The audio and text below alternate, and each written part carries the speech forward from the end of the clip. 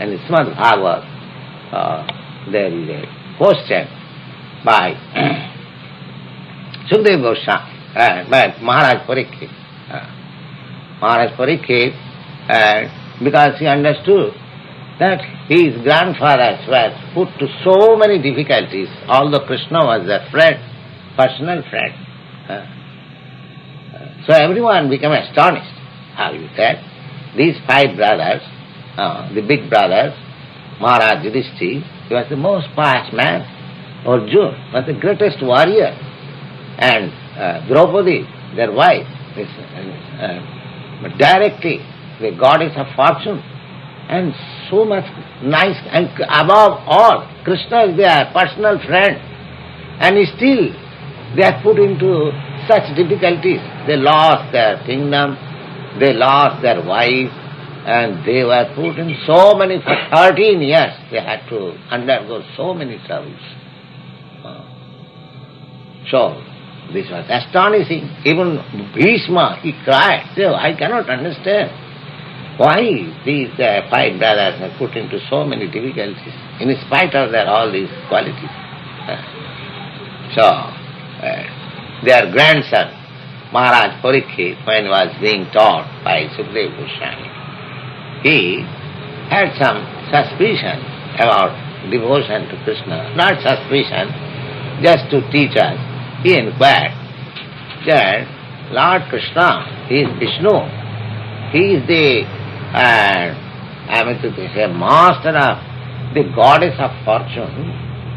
Why people who become Krishna conscious or a devotee of Vishnu, they remain poorer, and others, those who worship Shiva and other demigods, they become very rich. What is the reason? He is the proprietor of everything, so one who wants him, they become poor. Whereas Lord Shiva, he hasn't got even a house of his own. He is a pauper, and one who worships him, he becomes rich. You know the history of Lord Shiva. He hasn't got a house. He lives under the tree or in some mountain. But one who worships Shiva, they get material opulence very nicely. Therefore, a person has become very easily, and they can smoke ganja. So all this captivates person to become a devotee of Shiva. Or Ginsberg is a devotee of Shiva, perhaps you know. Anyone who wants this material prosperity naturally become the devotee of Shiva. So this is contradictory. Shiva has no house even, not even a dwelling place, residence. He is a pauper. And worshipping him one becomes richer. And Krishna is Sahasra Sata Samrama Sibhumanam. Always, thousands of goddess of fortune is serving him. He is such opulent. And so Krishna Bhakta, devotee of Krishna, they appear to be poorer. Why? This question was. Just the opposite. So the answer was given by Sukadeva Goswami that this very question was also put to Krishna by your grandfather. So instead of answering myself, I will put that very question or answer between your grandfather and Krishna. So what is that? Now, similar question was put by your grandfather Maharaj Yudhishthira to Krishna, and Krishna answered like this. What is that? Jasam anagrinnani harishe tad dhanam sanai. If I do somebody some special favor, then my first duty is I become him crushed in all material possessions.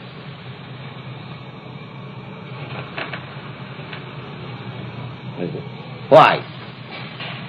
Because to make him more surrendered to me, when he becomes helpless, he has no other way. Krishna, please. When he has something, he thinks, these things will protect my material position. Therefore he does not surrender. Now, Krishna sees that this man, this living entity is very much devotee, but he wants something, this nonsense, so crushing. So that when he will feel helpless, he will come to me. No, so I'll give you all this. So there is a policy of Krishna. Sometimes he puts us into test whether we are sincerely devotee of Krishna. Because we are always after sense gratification. So if Krishna is not a order supply, then one rejects Krishna. We want God or Krishna to be our order supply. So we must order Krishna. Give me this, give me that. If you cannot give me, then what are Krishna? I don't want. This side of bhakti, devotional service, is not accepted by Krishna. Now this Goswami, this Sanatana Goswami, there's a nice story about Sanatana Goswami, of whom we are now studying. Sanatana Goswami and Rupa Goswami, two brothers, they went to Vrindavan for devotional service. So their all business was, Rupa Goswami special, he was always engaged in writing books. And when he was hungry, he went to some householder, give me a piece of bread. And everyone at Vrindavan, they were leaders. All the Vrindavan inhabitants, they took, even their household quarrels, they used to represent, Swamiji, this is our position, please settle us. So whatever decision he would give to the villagers, they will accept. Their court was Swamiji, Rupa Goswami. So he was so lovable. So one day Rupa Goswami was thinking that if I could get some, I mean to say, commodities for cooking, then I would have invited Sanatana Goswami to take some prasadam. He thought like that.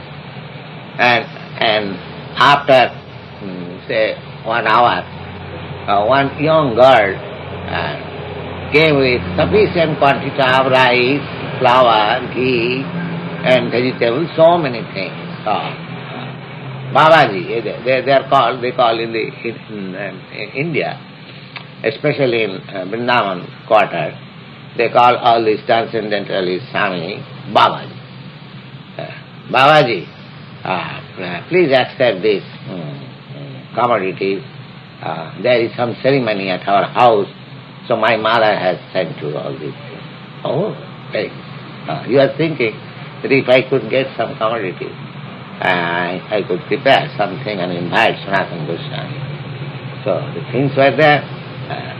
So Rupa Goswami inquired, where do you live? Oh, you are a very nice girl. Where do you live? Oh, I live in this village. You do not know. No, I have never seen you. All right. Thank you very much. Then she went there and invited Sanatana Goswami and my dear brother, please come and take a prasadam here. I have got some food. All right. So Sanatana Goswami came during prasadam time and Rupa Goswami has prepared so many nice dishes. They are also expert in cooking. Expert. You know, all devotees are expert. That is his qualification. So, then Sanatana Goswami is inquiring, where did you get all these things, so nice things are prepared in this jungle? How did you get? So he narrated the story. Yes, in the morning I thought that if somebody sends me something, so by Krishna's there, a nice girl, a very beautiful girl, and she brought all these things. He began to state about the girl's beauty. Then Sanatana Goswami said, oh, I have never seen such beautiful girl. Yes, I have also never seen. Oh, then she must be Radharani. She must be Radharani. You have taken service from Radharani? Oh, you have murdered me. We don't want to take any service from Krishna, and he has taken the opportunity to send us. We want to simply give our service, not any exchange. We have done a great mistake. Radharani has taken this opportunity. So she began to cry. So we have taken service from Krishna. We are giving her trouble. This is pure devotion. She was very sorry that Krishna was troubled to send me all these goods. So this is the process. Krishna is also finding always opportunity how to serve my pure devotee. And pure devotee is so clever that he won't accept any service from Krishna. Just like the Arjuna. He never said, Krishna, you are God. Why you are putting me to war indirectly? You can give me everything. Krishna said, no. He never said that, Arjuna. Krishna said, Niyatam kuru karma, tam karma javaja karma. No, you are Kshatriya, you have to fight. Never said. So we should not take God as order supply. That is not devotion. That is mercantile business. Krishna is not going to be a lover by mercantile mentality. You must give him service. Avajatam. This is the process of devotion. Thank you very much.